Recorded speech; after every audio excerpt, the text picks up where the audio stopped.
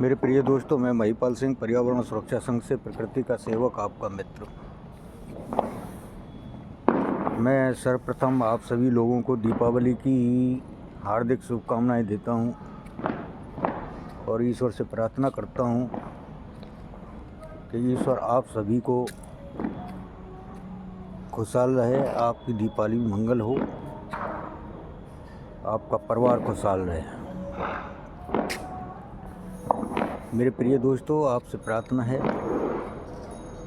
आपसे रिक्वेस्ट है कि आप हमारे इस चैनल को सब्सक्राइब करें और जो हमारी वीडियो वगैरह आती हैं उन्हें शेयर करते रहें, जिससे कि हमारी जो बातें हैं वो अधिकतर लोगों के पास जा सकें और लोग उसका फ़ायदा उठा सकें। मेरे प्रिय दोस्तों, आज दीपावली है और दीपावली से ही संबंधित मैं एक का वीडियो आपके साथ लेके शेयर करने आया हूँ। मेरे प्रिय दोस्तों, वैसे कहते हैं हमारे बुजुर्ग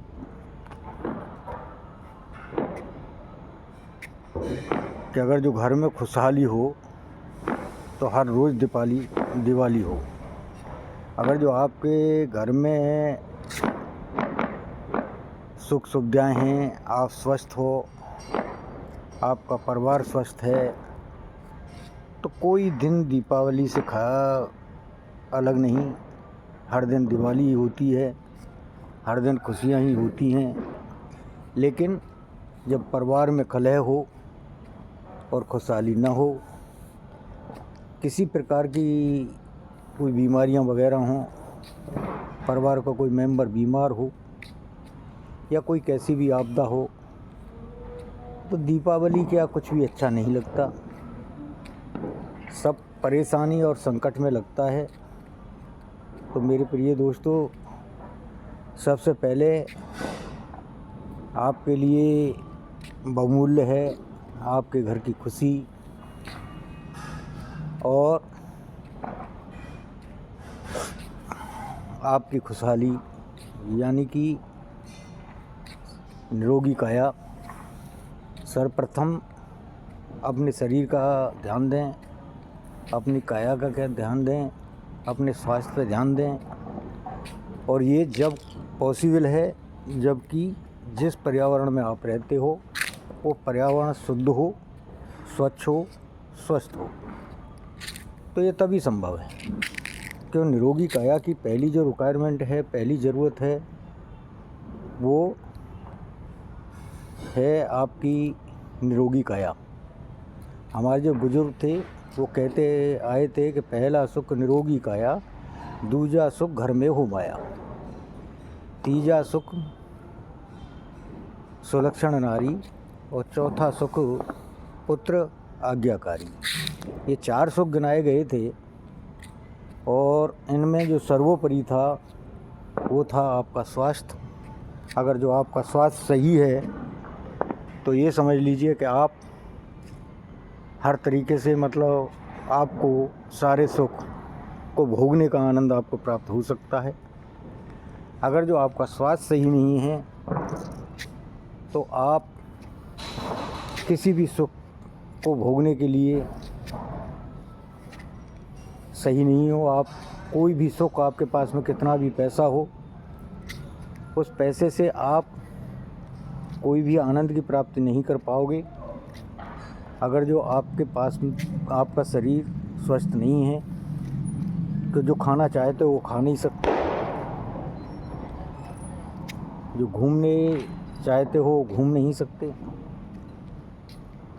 तो पहला सुख जो है का निरोगी काया है, और निरोगी काया की सबसे पहली जो शर्त है वो है एक सुंदर और स्वच्छ पर्यावरण। तो मेरे प्रिय मित्रों, अपने स्वास्थ्य पर पूरा ध्यान दें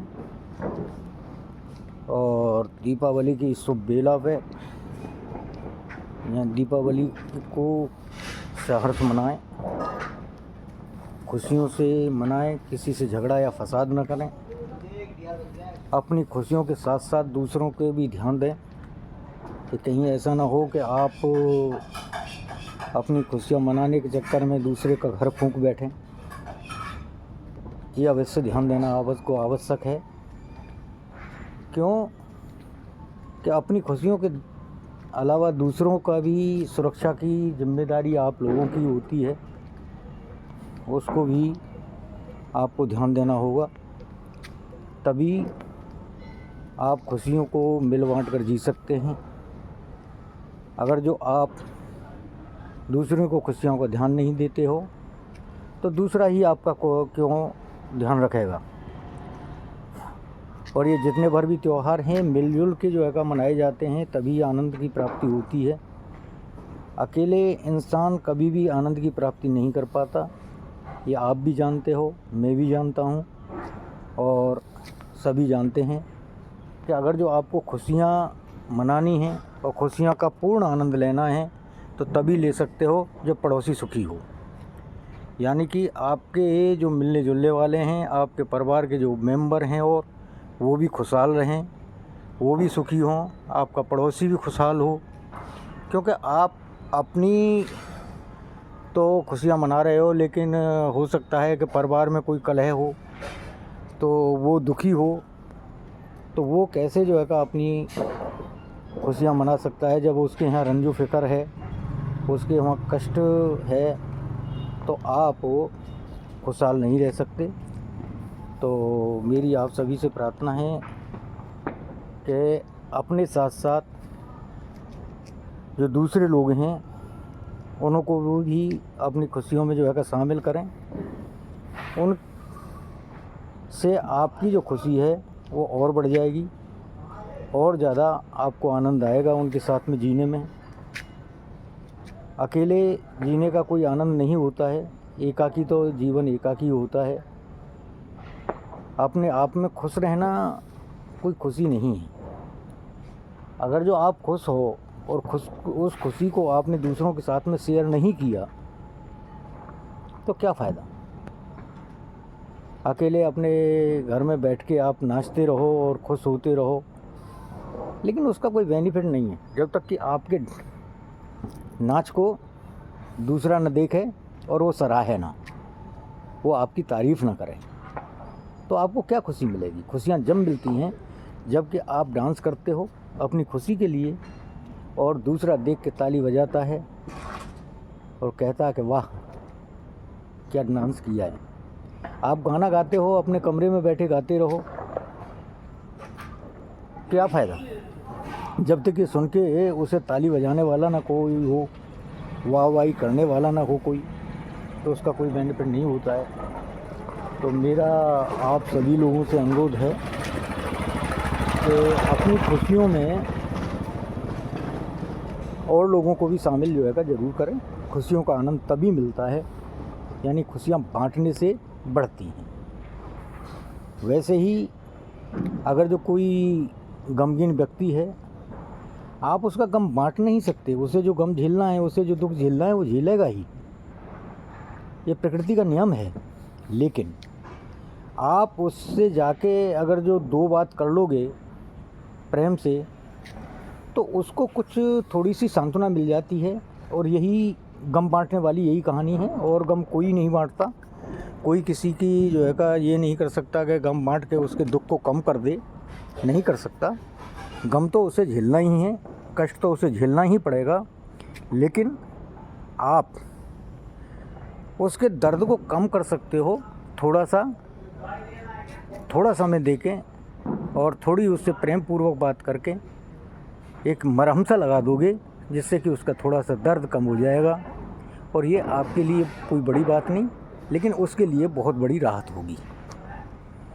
तो मेरे भाइयों, खुशियाँ देखो, दीपावली है, हर इंसान को खुश होना चाहिए जो खुशी हैं। लेकिन कुछ परिवार ऐसे भी हैं, देखो 100% कोई नहीं रहता, कोई कष्ट में भी होगा। तो आप उनके कष्ट का भी ध्यान दें और ये भी देखें कि उन्हें परेशानी क्या है। अगर एक तरफ आप खुशियाँ मना रहे हो और मिठाइयाँ बांट रहे हो और दूसरे के यहाँ कोई रंजो गम है, तो उसे के सामने अगर जो जाके शो करोगे तो उसे थोड़ा सा कष्ट महसूस होगा, तो इसलिए मेरी प्रार्थना है कि किसी को कोई ऐसा कष्ट न दें, मतलब कोई ऐसा काम मत कर बैठो जिससे कि दूसरे को चुभ जाए। अगर जो आप ऐसा करते हो तो एक बात मैं बता दूं आपको, इस बात को मेरी को मान के चलो, आप मान लेना ये सच है कि अगर जो आप किसी के कष्ट हो रहा है, किसी के यहाँ कोई परेशानी है, कोई रंजो-गम है, और आप अपनी खुशियाँ मना के अगर जो नगाड़े पीटते हो तो उसका कष्ट और बढ़ जाता है। तो इसलिए हमेशा अपनी खुशियाँ मनाने से कोई नहीं रोकता, वो भी बेचारा आपको नहीं रोकेगा, नहीं कहेगा कि भाई तुम खुशियाँ मत मनाओ, मेरे यहाँ कोई रंजो-गम है, मेरे यहाँ कोई परेशानी है, वो नहीं कह सकता, कहेगा भी नहीं। लेकिन ये आपको स्वतः ही सोचना है, ये आपका फैसला है। तो दीपावली क्यों मनाई जाती है ये भी आप सभी लोग जानते हो कि भाई कहते हैं कि श्री राम जी जो है का लंका पे विजय, रावण पे विजय पाने के बाद में जब अयोध्या लौटे तो लोगों ने खुशियाँ मनाई थी। दीपावली के दिन उनका राज तिलक हुआ था, और राज तिलक होने के बाद में लोगों ने खुशियाँ मनाई, तो उस दिन से दीपावली मनाई जाती है। लेकिन एक ये देखो रामायण की कहानी है, मैं इसे जो है का डिनाई नहीं करता कि ऐसा नहीं है, लेकिन दीपावली उससे पहले भी मनाई जाती थी, उससे कहीं पहले से मनाई जाती थी। उसका कारण ये था कि किसान के यहाँ खरीफ की फसल आ जाती थी, और खरीफ की फसल आने के बाद में धन्य धान्य की जो है का उसे पूर्ति होती थी, और रबी की फसल की बिजाई शुरू होती थी। और रबी की फसल अधिकतर पहले दीपावली तक रबी की फसल भी बो दी जाती थी, तो लोग थोड़ा सा शांति महसूस करते थे और धन धान्य की कमी नहीं रहती थी। खरीफ की फसल आ जाने के बाद में तो वो धन की पूजा यानी जो लक्ष्मी की पूजा होती है वो इसलिए उसकी पूजा किया करते थे। और ये दिन निश्चित किया था कि भाई दीपावली यानी कि जो कार्तिक मास की जो अमावस्या है उस दिन जो है उसको किया जाएगा।